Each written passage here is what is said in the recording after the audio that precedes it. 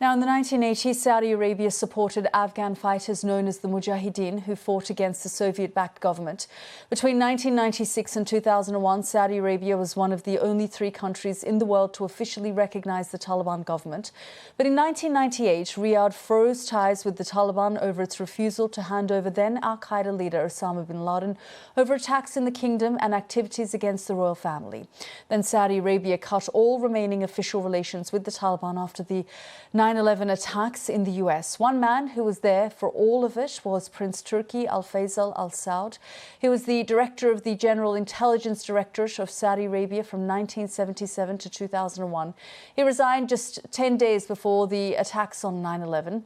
Since then, Prince Turki has served as ambassador to the UK and Ireland from 2003 to 2005 and ambassador to the United States in 2005 to 2006. His book, The Afghanistan Files, is his account of being the head of the Saudi intelligence service from 1977 up to those final few days before 9/11. I spoke to him a short while ago and began by asking what the kingdom's position was with the Taliban. The reason for the recognition of the Taliban in 1996 was because they had taken control of over 90% of Afghanistan, including the capital.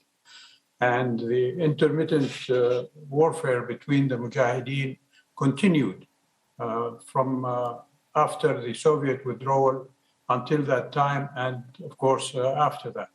But nowadays, the kingdom has declined to establish relations with the Taliban because of their relationship with Al-Qaeda.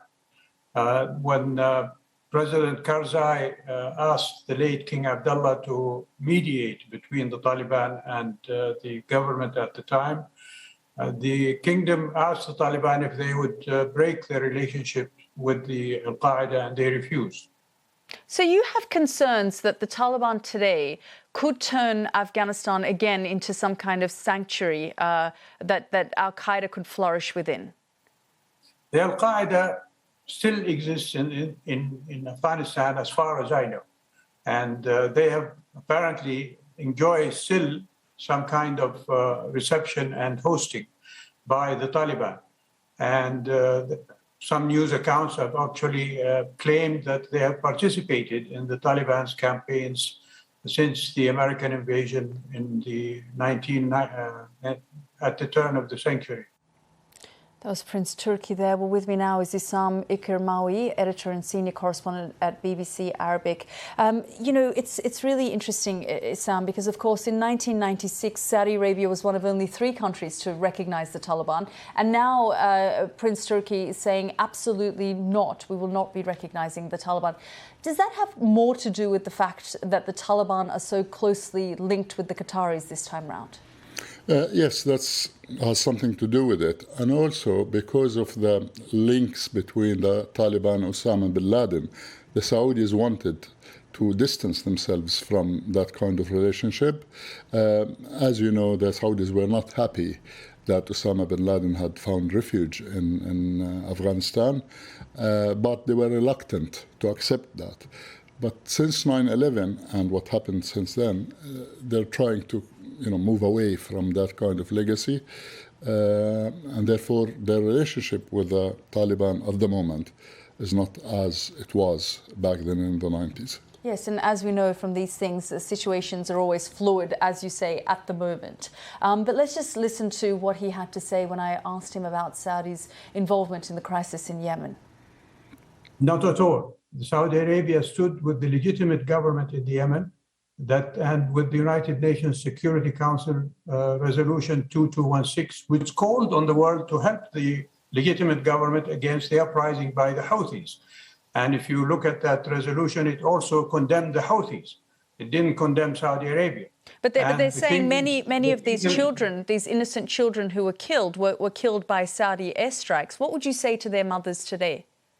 I would say that there were some exaggeration of those numbers, but in warfare that is bound to happen, and the Houthis are more to blame for that than Saudi Arabia.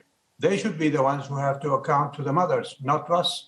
I mean, like I said, the UN report says that Saudi had a big hand in the death, whether it's exaggerated or not. The fact is that these mothers lost their children to a war that you, the kingdom, had a hand in. Well, we had a hand in to defend the legitimate government and the people of Yemen from the uprising that was undertaken by the Houthis. We didn't do it just willy-nilly like that for the sake of killing Yemenis.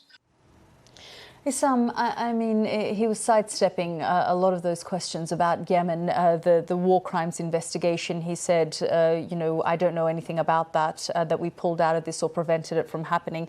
And of course, you heard him say that, well, in war, things happen and there was an exaggeration. But the war in Yemen really is something that has become a headache for the Saudis. Well, it has become a headache, but we have to see it within the regional conflict between Saudi Arabia and Iran.